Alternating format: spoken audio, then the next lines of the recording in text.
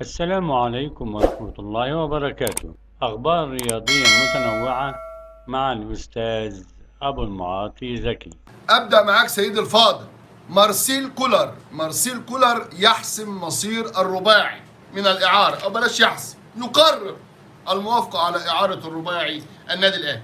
كلام مهم جدا عن ان مارسيل كولر بيقفل بعض الملفات، منها ملفات المعارين، ملفات الصفقات الجديده، ملف المعسكر، هل يعمل معسكر خارجي ام داخلي في الاونه المقبله قبل مباراه المقاولون العرب في نهايه شهر نوفمبر الحالي، 28 نوفمبر الاحد 28. هل يعمل ايه ويسوي؟ النهارده كان في عده جلسات، اقول لكم بعض التفاصيل وبعض الامور المهمه التي جرت في هذا اليوم الجميل. يعني اول حاجه، كولر النهارده قرر الموافقه على اعاره اربعه. هذا الرباعي والرباعي دول في خناقه عليهم من 3 انديه. طلائع الجيش محمد يوسف على طلائع الجيش عاوز 2، عاوز زياد طارق وعاوز محمد محمود.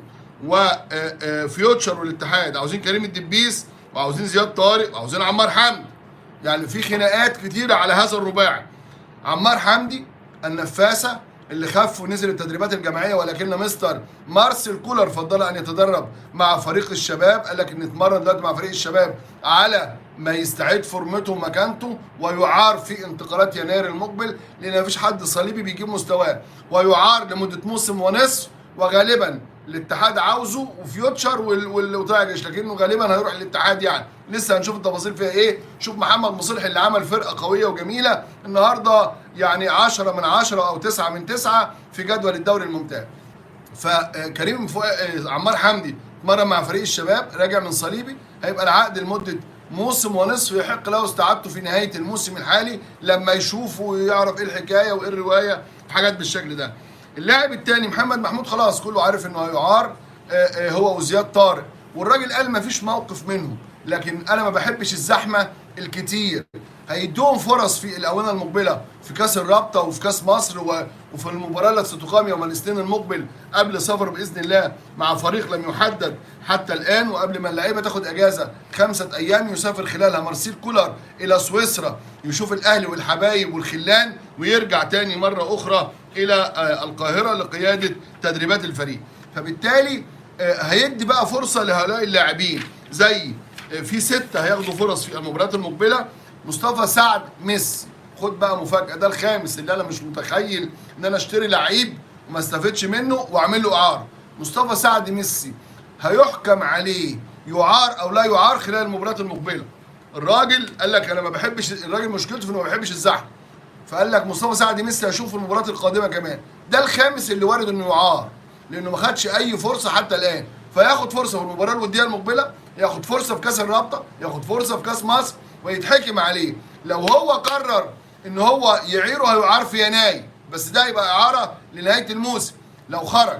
لو هو شاف واقتنع بمستواه وامكانياته وقدراته والسرعه والمهاره الفنيه العاليه اللي بيمتاز بيها، هيبقى موجود مصطفى سعد ميسي. فيدوا فرص في الاونه المقبله لرأفت خليل، محمد شرقيه، عبد الرحمن رشدان وكريم الدبيس القادمان من وادي دجله، مصطفى سعد ميسي، ومحمد اشرف اللي شفناه في المباراه الاخيره في حته الباك ليفت مع بديلا لعلي معلول. فدول هياخدوا فرص في المرحله المقبله، بجانب ان عمار حمدي مع الشباب لانه لسه في مرحله التاهيل. لكن الرباعي الذي استقر عليه ان هو يعار باذن الله تعالى هم محمد محمود وزياد طارق، ودول الفرمان بتاعهم طالع منين؟ من قبل بدايه الموسم. ولكن عمار حمدي العائد من الاصابه الرباط الصليبي، ثم محمد محمود. فعمار حمدي قال لك انا عندي زحمه وعاوزه يتشاف ويعملوا له الاعاره لمده موسم ونص، يحق لنا ان احنا نستعيده في نهايه الموسم المقبل باذن الله تعالى. في وقت تاني قال لك ان في 4 لازم يجددوا، خلاص انا عاوزهم، حسين الشحات ورامي ربيعه ومحمد هاني وكده، يجددوا ويبقوا موجودين، واخر الموسم نحكم عليهم عشان ما نعملش ارتباك في المشي. اللهم الا لو حد هو شافه في المرحله المقبله يعني لا يحتاج اليه نهائيا. يعني النهارده عمل تدريب ومنح اللعيبه راحه 5 ايام، وانتظم حسين الشحات في التدريبات بعد العوده من نزله البرد اللي كانت عنده. ويعني الراجل علاقته مع اللاعبين علاقه مميزه للغايه. طبعا بيغيب عن النادي الاهلي محمد عبد المنعم لجراحه الانف، كان عنده اعوجاج في الانف، عجبني قوي تصريح والد محمد عبد المنعم لما قال لك على امام عاشور، قال لك كان بيمسح الدم من على وش ابني يعني بعد العمليات. فالروح الجميله دي اللي احنا عاوزينها، اللي احنا عاوزينها من كل اللاعبين. وعمرو السوليه طبعا انتوا عارفين عنده شد في الاماميه، وديانج عنده مزق في الخلفيه، ورامي ربيعه عنده كدمه في الضلوع، وعمار حمدي نزل الى تدريب فريق الشباب. مستر مارسيل كولر عنده 3 لعيبه اجانب شافهم وقال امير توفيق اشتغل عليهم. الرابع تسلم بياناته اليوم وهو سنغالي بيلعب في نادي المستقبل التونسي، اسمه برنارد باباكار فاي. برنارد باباكار فاي، عمره 19 سنه، لاعب منتخب الشباب السنغالي، لاعب مميز ومهاري وعفريت جدا وخفيف الحركه وسريع، والراجل بيحب الكواليتي ده، لكنه لاعب جبار، لكن لاعب جامد جدا. النادي الاهلي دخل معروض على النادي الاهلي. ما كان من امير توفيق الا ان هو حول اللاعب، ملف اللاعب، الى مستر مارسيل كولر ليبدي رايه فيه، نتفاوض معاه ما نتفاوضش معاه. 19 سنه، جناح، بيلعب جناح ومهاري وقدراته الفنيه عاليه، بيلعب في نادي المستقبل التونسي. 19 سنه، كان بيلعب في السنغال عفوا في نادي جينيراسيون فوت اللي كان جه لاعب نادي الزمالك هنا وعمل ازمه لما اجل المباراه ومش عارف ايه وحاجات بالشكل ده. هو هيبقى موجود. خلي بالك ان انا قلت لك قبل كده ان في 3: ديفيد فوفانا اللي بيلعب في نادي موالدا النرويجي في الصوره، كريم كانوتيه في الصوره اللي بيلعب في سالزبورج، وعثمان كمارا اللي بيلعب في نادي الشرقه الاماراتي. دخل معاهم هذا الرابع، الراجل هو اللي هيحكم وهيغربل وهيشوف ايه اللي هيحصل في هذه الجزئيه. فيبقى كده 4 لعيبه، احنا عايزين 2 تحت السن في المرحله المقبله باذن الله تعالى. والراجل كمان هيشوف موضوع المعسكر في اللعيبه الاجانب، هو عاوز واحد فوق السن، ده بيختاره بتأني شديد جدا، وده عنده ملفات كتيره مجهزها امير توفيق للاعبين كثر، بحيث انه يقول له اشتغل على ده او على ده. وفي لاعب محلي الراجل مقتنع بيه وبيتم التكتم على اسمه عشان بدء مفاوضات وانهائها في سريه تامه. لاعب محلي مصري، الراجل الخواجه معجب بيه، لم يفصح عن اسم. لا مش امام عاشور يا عم، امام عاشور في الزمان، لا بره الزمان، لاعب مصري الراجل معجب بيه، وهيطلب التعاقد معاه او طلب التعاقد معاه، واداره القلعه الحمراء تتكتم على اسم هذا اللاعب. لاعب محلي مصري، بجانب بقى الاجنبي هو هيختار واحد. انتوا فاكرين بقى موضوع مارسينيو، لكن في تحت السن عنده ال4 اسامي دول اللي قلتهم لكم، واخرهم باباكار فاي السنغالي اللي بيلعب في نادي المستقبل التونسي اللي تسلم حاجته النهارده. طبعا لو هتسالني انا اقول لك ديفيد فوفانا بتاع موالدا النرويجي ده جبار. الاهلي كان خلص اتفاق معاه، بس قال لك انا مش عاوز ارجع بقى الميدل ايست وبتاع وافريقيا، عاوز اروح لحته ثانيه في اوروبا. لو جه ديفيد فوفانا ده جبار تحت السن، بس جبار. يعني انتوا عارفين في البلاد الافريقيه بيأيدوهم هم عندهم 5 7 8 سنين يعني. ف جبار. لو جه النادي الاهلي هيبقى مكسب كبير للغايه. عاوز اروح مع حضرتك لملف امام عاشور، انا عندي فيه جديد وبقى كده يعني. بعد ما انا قلت لك امبارح ان مرتضى موافق على تمديد عقده وامير مش موافق، علمت من مصادر وثيقه الصله باللاعب ان اللاعب دلوقتي هو اللي بيتهرب ومش عاوز يجدد. قلت له ليه يا عم مش عاوز يجدد؟ مش كان نفسه يجدد ويقرب المسافات مع احمد زيزو؟ يعني الناس تقرب، تيجوا انتوا تقولوا لا مش هنقرب. قال لي خد بالك يا اسطوره. قلت له نعم. قال لي وكيله احمد يحيى. قلت له احمد يحيى ده وكيل عام من اللاعبين المميزين في الدوري المصري، وحد مميز وحد محترم وحد كفاءه في مجال وكاله اللاعبين وعنده شغل مميز. قال لي اه. قلت له ماله؟ قال لي احمد يحيى قال لي اللاعب ليه تستعجل في التجديد وانت عقدك بينتهي الموسم المقبل؟ اللي لو كنت هتاخد النهارده 10، لما انت هم اللي يتحايلوا عليك هتيجي في شهر يناير تاخد 15، اخر السنه تاخد 20، بدايه الموسم اللي بعده يقولوا لك طلباتك ايه، وهكذا. قال له الدولار نطر بقى ب 25، فانت هتاخد ايه يعني؟ لما تاخد 15 هتبقى خدت ايه يعني؟ 600,000 دولار مش جايبه 600,000 دولار. فما تصبر على نفسك وحاجات بالشكل ده. فبدأ إمام عاشور في التهرب من الجلوس مع أمير مرتضى ومع مرتضى منصور، رغم تدخل ناس كبيرة وقالوا له يا أمير يا إمام وانا كنت مع كده ان امام يمدد عقده وكده. قالوا له العقد بتاعك مع حسين لبيب ما توثقش، يعني انت عقدك بينتهي بنهايه الموسم المقبل. كل ما هتصبر كل ما هيجي لك عروض احسن، كل ما هتتعود كل ما هيجي لك عروض من الخليج افضل. فليه انت ما انت ممكن تروح الخليج مثلا ب 2 مليون دولار في الموسم، ب 3 مليون دولار زي ما كان جاي لزيزو، انت مش اقل منه. 3 مليون دولار دلوقتي يعني 75 مليون في الموسم. فالواد دماغه بدأت تلف. فامبارح بالليل بيكلموه في الحدوته دي، قال لهم يعني خلاص سيبوني بقى شويه افكر. فكده انا شايف ان امام على اداره نادي الزمالك لو بتفهم تنجز تعجل.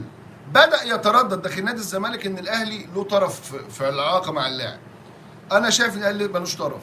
ليه؟ لان هم بيقولوا الاهلي له طرف من منطلق ان هو راح مع محمد عمران المستشفى وبتاعه وصاحبه وحبيبه، حاجات بالشكل ده.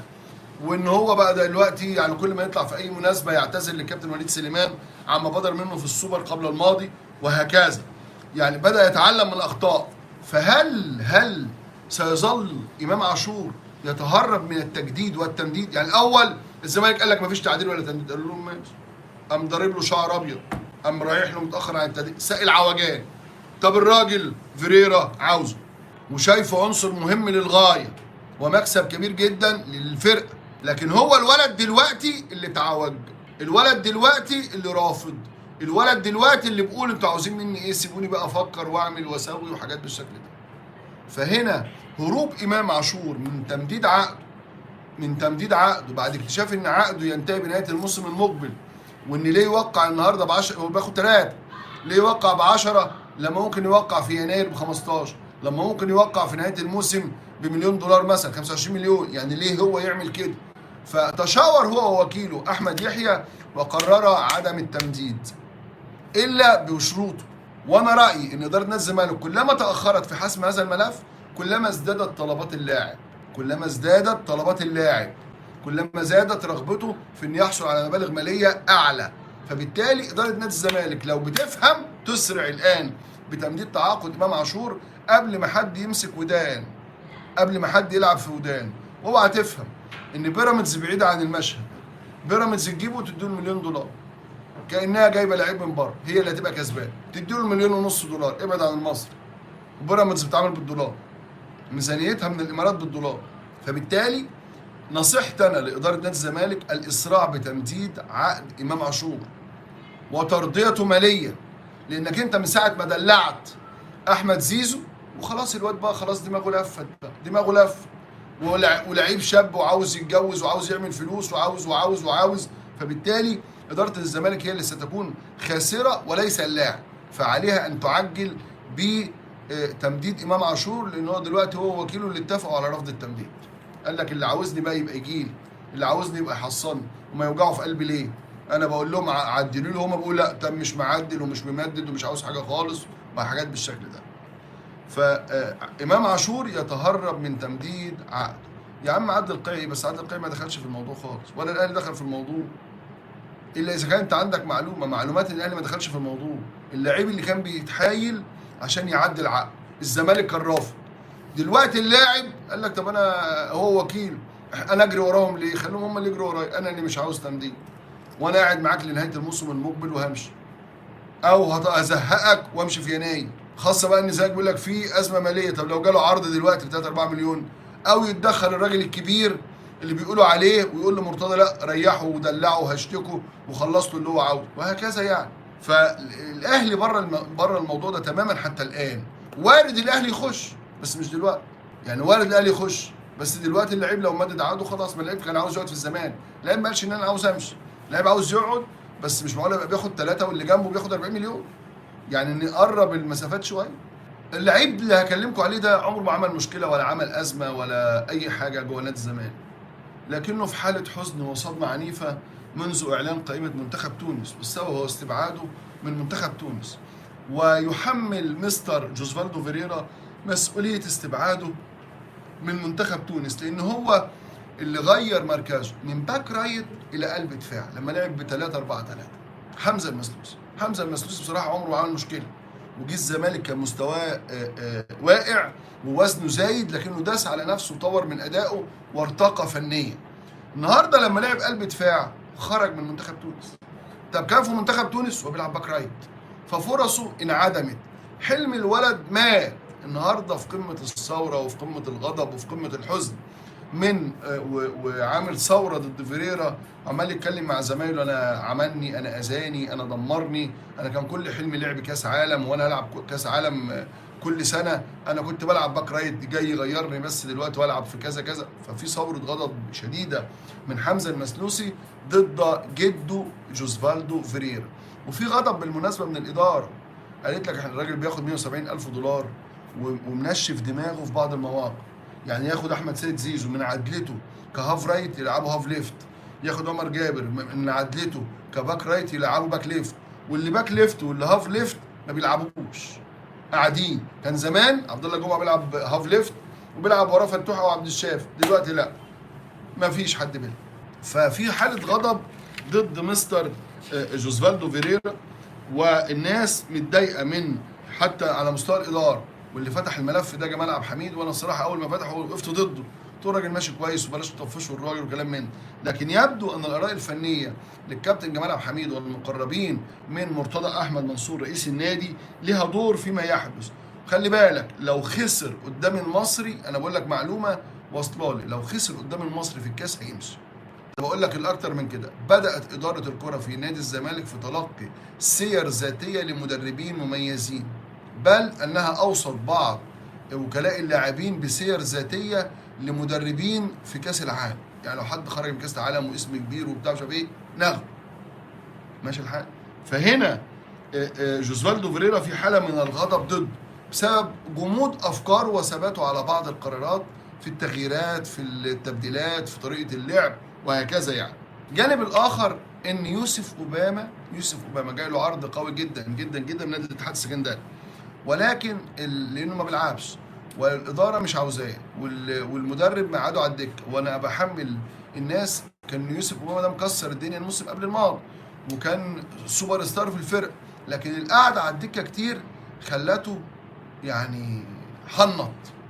فبالتالي نادي الاتحاد السكندري محمد مصلحي اللي عامل فرقه كويسه في الاتحاد السكندري عاوز يوسف اوباما اللي سبق له قبل كده لعب الاتحاد السكندري وهو سكندري الاصلي يعني، ولكنه قال له مش هقدر اديك اكتر من محمود علاء وهو مبلغ 6 مليون في الموسم.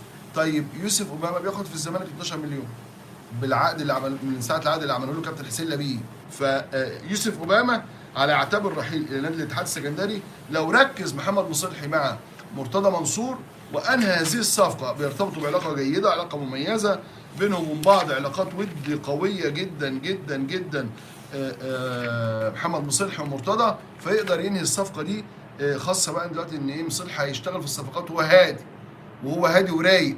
ليه؟ لان هو اول الدوري و9 نقاط وعامل شغل كويس وفي شهر عسل جميل، وجماهير الكره في الاتحاد السكندري سعيده ومبسوطه. فبالتالي يوسف اوباما على اعتاب الاتحاد السكندري والقرار خلال الاونه القليله المقبله باذن الله. الدكتور محمد سراج عضو مجلس اداره النادي الاهلي اشتبك مع مرتضى منصور. مرتضى بيطلع كل يوم زي ما انتم عارفين على قناه نادي الزمالك بالساعات، انا ما بشوفش ولا بتفرج، لكن وقلت مش هرد حتى، يعني حتى لما هو تعرض لي في حلقه الخميس انا مش هرد، واللي عاوز يقوله واللي عاوز يعمله يعني مش هرد يعني. فمحمد سراج اشتبك مع مرتضى في يعني في بوست غريب جدا على الفيسبوك وعلى تويتر. قال لك ايه محمد سراج الدين عضو مجلس اداره النادي الاهلي، موضوع الاستاد هو اللي ماسك الملف ده. قال لك ايه؟ تهديد علني للدوله على قناه النادي، على قناه الدوله، تهديد علني للدوله على قناه الدوله بنزول العمال الشارع لو مشاكل النادي الماليه ما اتحلتش. طيب هي الدوله مالها؟ ما تحل مشاكلك، انت اللي بتوقع ناديك فيها وبعدين ترجع تحلها وتلعب دور البطوله قدام الجمهور. وازاي يتم السماح والموافقه على كم التهريج والاساءات اللي بتحصل دي على الهواء؟ امور غريبه الواحد بيشوفها بصراحه وغير مفهومه وبتسيء للدوله قبل اي حد. طبعا دخول الدكتور محمد سراج على الخط هنا طبعا هو زعلان اكيد على الاساءه الى الاسطوره كابتن محمود الخطيب و يعني اداره النادي الاهلي بالسباب والشتائم والاتهامات طوال الليل، لكنه هو راح لمنطقه تانية خالص. يعني انك انت يعني بتهدد بنزول العمال الشارع. طبعا انا ضد الفوضى وضد النزول، وقلت الكلام ده امبارح، وقلت دعوه 11/11 دي معموله للاساءه للدوله، واحنا مش هنرجع تاني لحالات عدم الامن والامان والحاجات دي والسرقه والسيارات وكلام من ده. في اخطاء سياسيه، في اخطاء اقتصاديه، في اخطاء اعلاميه، في اي اخطاء نتكلم فيها ويتم علاجها دون تخريب ودون نزول للشارع والامور دي كلها. ولا يجب ابدا ان يعني ان احنا نستجيب لدعوات هدامه لبلدنا. وبالتالي الدكتور سراج هنا اشتبك. الدكتور سراج اشتبك. الدكتور محمد سراج استاذ في الجامعه الامريكيه، مسؤول ملف الاستاد في النادي الاهلي، الملف ده معاه. يعني ابوه رحمه الله عليه سياده اللواء زكريا سراج، يعني كان له مكانته في الجيش المصري، وبالتالي ومن عيله عريقه ومحترمه. وبالتالي الدكتور محمد سراج هنا دخل واشتبك مع مرتضى. الاشتباك بتاع الدكتور محمد سراج مش هيعدي، لكن هو راجل دايما بيخش في الملفات الصعبه، وهو بيعبر عن الجمهور اكتر ما بيعبر عن الاداره، وبيعبر عن نفسه طبعا. يعني في ملف كره اليد، لما الاهلي كان بيلعب في جلوب سكر وما كانتش مذاعه، كتب بوست خلى اون سبورت خدت الحاجه. قبل كده في المواقف عديده بيخش يشتبك، بيولع ده. دخوله ده مفيش حد بيهدد من دخول العمال للشارع. انت راجل قلت انا عندي في خزنتي ربع مليار ولا نص مليار. حجز ممدوح بيه عباس حاجز على 48 مليون، له 84 مليون. المشاكل تحل بينك وبينه، اعتذر له، راضيه. ممدوح عباس زملكاوي اكتر من اي حد في الزمالك، زملكاوي زملكاوي، وراجل محترم وراجل خير، وعامل مستشفى الناس لمرضى القلب للاطفال على نفقته الخاصه وهكذا. وفي الاخر بيجي بالكلمه الطيبه والكلمه الحلوه. ما لما كان موجود اداره اللواء عماد او كابتن حسين لبيب، دعم النادي ماليا وتنازل عن بعض الامور، وكرم الفرقه كلها، راحت مستشفى الناس، واداهم مكافآت الفوز بالدوري من اول شيكابالا لباقي لاعبي الفريق. تاني حاجه، ده حكم نقض، حكم محكمه النقض. يعني احنا بنتعرض للقضاء بهذا الشكل. ده لو اي حد بيقول 1/100 من اللي انت بتقوله يا مرتضى على الهوا عن القضاء، يتحبس في لحظتها، يتحبس في لحظتها. حتى فيما يخص الحكم اللي واخده الاستاذ محمد عثمان، في الاخر ده حكم من رئيس محكمه محترم، رئيس محكمه جنايات، معاه المستشار بدر السبكي. فما ينفعش انا ابقى بقول يعني اعمل غمز ولمز على رجال قضاء محترمين وعلى السلطه القضائيه. ما ينفعش، ما ينفعش خالص. فبالتالي اشتباك الدكتور محمد سراج مع مرتضى بيلفت انظار الدوله ان ده غلط، ده ما يصحش. ما ينفعش ان انا الوح بنزول العمال للشارع لو عشان مرتباتهم. انت قلت انك عندك فلوس، وبعدين انت عندك الرعايه، ما تبيعها يا اخي. مش لازم تحصل زي النادي الاهلي، احصل على ربع الاهلي، خمس الاهلي، تلت الاهلي، انت وشطارتك في المفاوضات. لكن الدوله ما بتديش فلوس للاهلي ولا للزمالك. خلاص بقى كفايه، ادي فلوس لمراكز الشباب، اهتم بالشباب. لكن تدي فلوس لانديه كبيره تصرفها على صفقات لاعبين غلط، وعندها مواردها من الرعايه ومن البث التلفزيوني ومن الجمهور وكل حاجه. فبالتالي ما ينفعش ان احنا نولع الدنيا في هذا التوقيت الحساس بهذا الصدام بين الدكتور محمد سراج ومرتضى منصور رئيس نادي الزمالك. وما ينفعش ابدا ايضا التطاول على رمز عظيم زي الكابتن محمود الخطيب يوميا وبالساعات. ده مش هيجذب انتباه الناس ولا كده، ده يثير غضب الناس ضد الناس اللي بتدير القناه. ما ينفعش خالص خالص خالص، ما ينفعش ابدا، وما ينفعش صلح بالشكل ده. وانا ما بقتش حزين على مصطفى يونس، ما بقتش حزين عليه. واحد 70 سنه وباع تاريخه، قاعد ده الناس قاعده كلها ساكته. ليه كده يا جماعه؟ تبقى قاعده بس تسمع اهانات الناس وقاعده ساكته مقابل راتب شهري. ايه ده يا جماعه؟ ايه ده؟ تموت الحره ولا تاكل بثديها. ده الواحد يموت من الاكل ولا او من الجوع ولا يقعد القعده الوحشه دي. الناس عماله تتشتم ويتم الخوض في السمعه والاعراض ولا احد يتحدث. الناس قاعده بتلحن. كابتن مصطفى يونس لم اكن اتخيل بعد هذا العمر وهذا التاريخ، وراجل كان كابتن النادي الاهلي يقعد هذه القعده عشان راتب مان، عشان راتب مان. الشغل مال الدنيا، الشغل مال الدنيا. لكن انت للاسف انا حزين عليك، بس انت مش حزين على نفسك، يبقى انت حر انت في نفسك. الخطيب وحلم الاهلاويه. امبارح كتبت العنوان ده ونسيت ان انا اتكلم في الملف. او فاكرين لما عادل القيعي قال المفاجاه وانا طلعت قلت لكم ده الاستاد؟ الناس حلفتني اني ما اقول، قالوا ده احنا ناقشنا الامر في مجلس الاداره وخدنا موافقه عليه، بس مش هنعلن اي حاجه قبل عوده الكابتن محمود الخطيب. قلت لهم طب ما تلميح المهندس عادل القيعي معناها ان خلاص يعني الدنيا بقت كده حلوه يعني وبتاع. فقالوا لي لا مش هنعمل ده، مش هنعلن دلوقتي، وارجوك ما تقولش. قلت لهم يا جماعه الموضوع تم مناقشته في مجلس الاداره وهيتسرب. قالوا لي لو انت بتعزنا انت بالذات ما تقولوش، سيب اي حد تاني يقول. لما انت هتقوله الجمهور عارف انك انت علاقاتك قويه بالنادي الاهلي ومصادرك قويه. قلت لهم طيب ايه الموضوع؟ يعني اقول لكم إيه؟ خلاص بقى الموضوع دلوقتي خرج للنور، والبعض بدا يتحدث عن حلم الاستاد.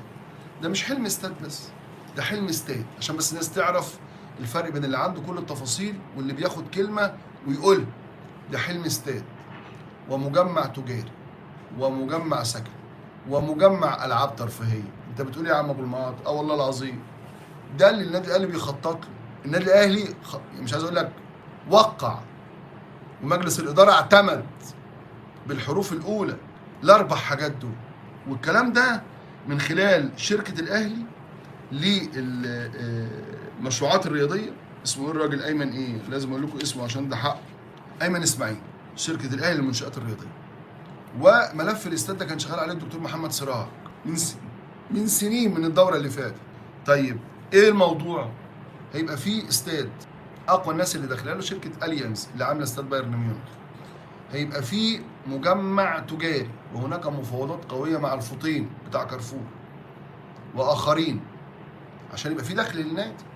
هيبقى فيه مجمع سكني، عمارات تطل على الملعب وبعيده ومؤمنه. انت عندك 55 فدان هتعمل عليهم كل الحاجات دي. وهيبقى فيه مجمع ترفيهي، يبقى انت عندك 4 حاجات و4 مداخيل ماليه. الكلام ده انا عارفه من بدري وقلت لك من بدري، لكن ما حبيتش اقول لك التفاصيل لما الناس حلفتني، فدلوقتي بقول لك التفاصيل 4 مداخيل ماليه. ده من خلال شركه الاهلي للمنشات الرياضيه ايمن اسماعيل والدكتور محمد سراج، والوحيد اللي كان عارف بهذا الملف هذا الثنائي، والدكتور سعد شلبي والكابتن محمود الخطيب. ولم يتم تسريب هذا الامر الا من خلال بعد اعتماد مجلس الاداره لهذا الموضوع، ملف الاستاد، وتم عرضه على المجلس وبدا الناس تعرف سعته 40,000 مقعد، فتره العمل به 3 سنوات. وارد في موضوع الفطيم ده يبقى فيه شخصيه اماراتيه تاخد الملف التجاري، المشروعات التجاريه. هتقول لي الحبطور، هتقول لي غير الحبطور، الله اعلم. لكن في حد في مفاوضات مع ناس في ملف التجاري، في حد ياخد الملف السكني، في حد ياخد ملف الالعاب الترفيهيه. لكن اللي خلص الملعب، الاستاد، اليانز، وكل ده هيتم الاعلان عنه بعد وصول الكابتن محمود الخطيب باذن الله تعالى يوم 8 نوفمبر زي ما قلت لك من فتره طويله. وارد ان مش هياخدوا حق انتفاع، هياخد حق الاسم. يعني يبني الملعب، تكلفه الملعب 4 مليار جنيه. هياخد الملعب مثلا زي ما استاد الامارات كده معمول الارسنال، هيبقى استاد اليانز الاهلي مثلا، ماشي، وده يبقى موجود. فيبقى هنا حلم الاهلاويه اتحقق. 40,000 مقعد هتعمل في الشيخ زايد، هيبقى في تعظيم للتمويل، عدم الاعتماد على جهه واحده. هو هياخد حق الاسم لمده 20 سنه، حق الاسم لمده 20 سنه. لكن واداره الاستاد هيبقى في متحف، هيبقى في حاجات جميله جدا جدا جدا جدا. كل هذه الامور تنتظر عوده الاسطوره كابتن محمود الخطيب للاعلان عنها باذن الله تعالى. ان شاء الله يرجع يوم 8 ونطمن على صحته وعلى سلامته. دمتم في امان الله. السلام عليكم. السلام عليكم. لا تنسوا الاعجاب بالفيديو والاشتراك في القناه تشجيعا لنا لنستمر بنشر المزيد ان شاء الله.